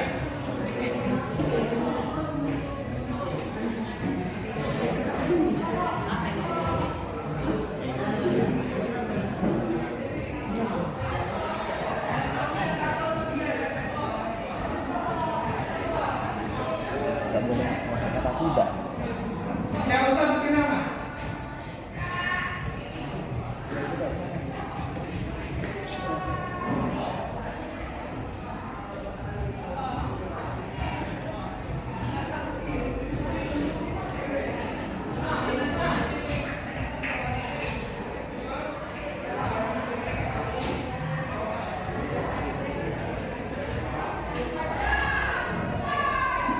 Silakan isi ya sesuai dengan kemampuan kalian masing-masing. Apa keyakinan kelas yang kalian isi? Silakan.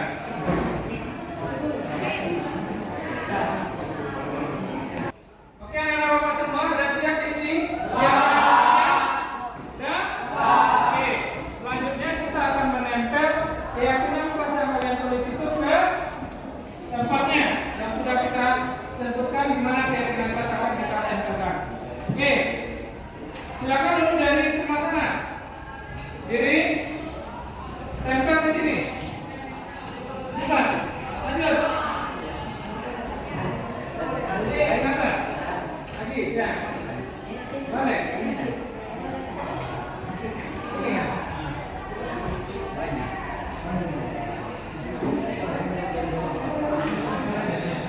Nah, sampingnya. Oke, lanjut. Silakan.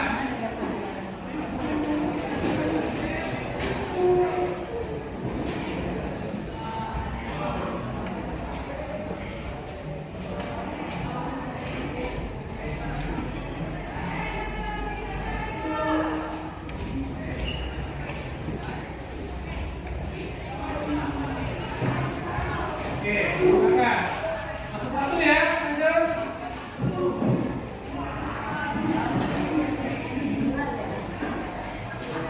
Silakan, di sampingnya.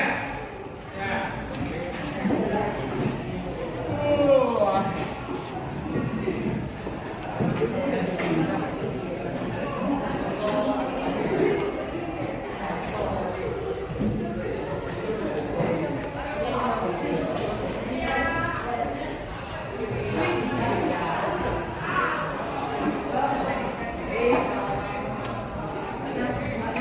Oke, lanjut. Masih ada yang banyak yang kosong di sampingnya dulu satu.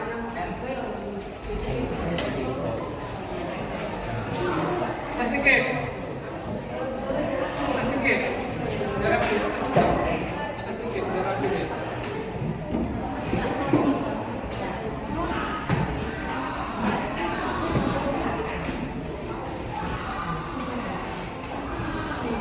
Oke, satu-satu dulu ya.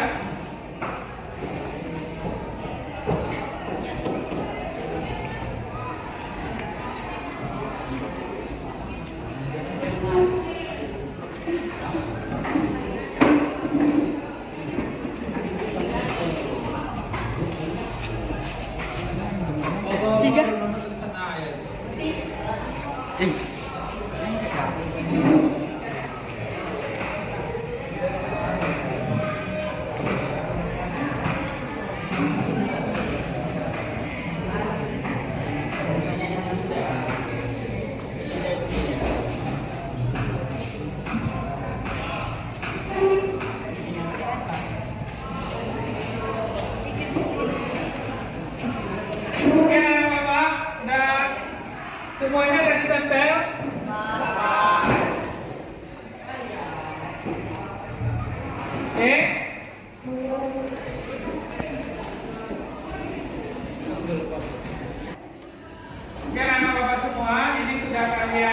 tempelkan keyakinan kelas yang sudah kalian tulis.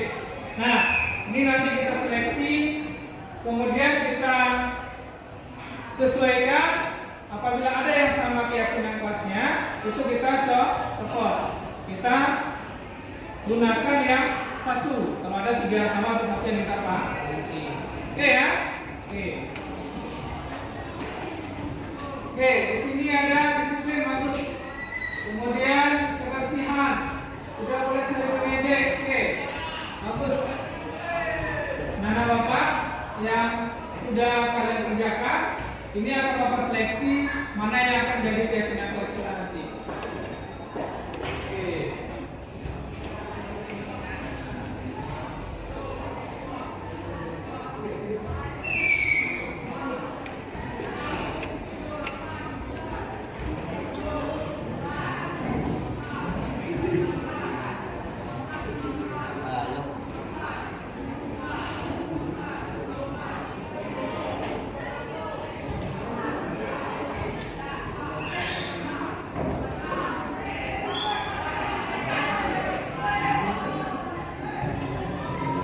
Ini telah kita sesuaikan karena ada yang sama, kita cabut.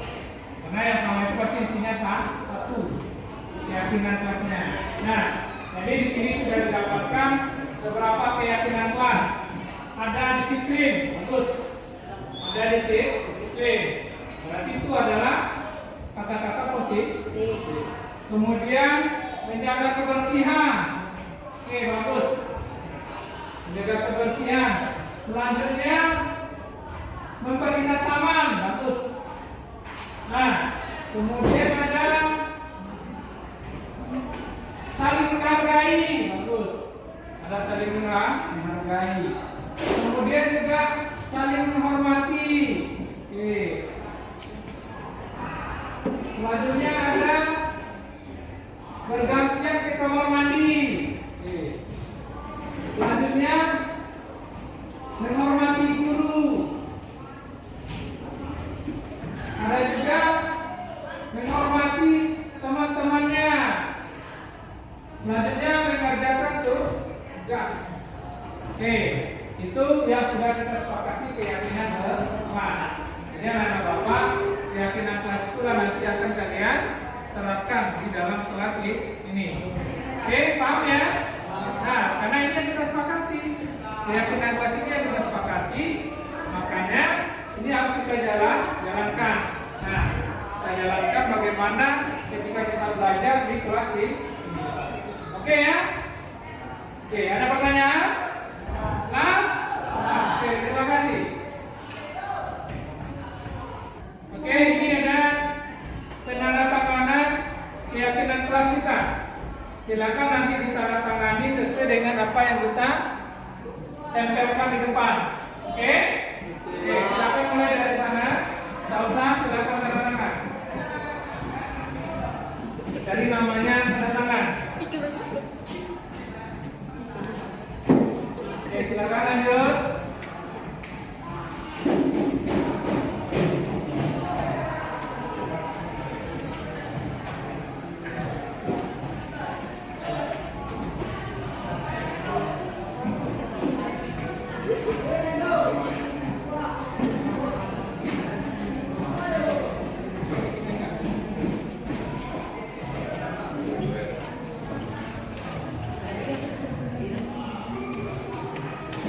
Oke, silakan.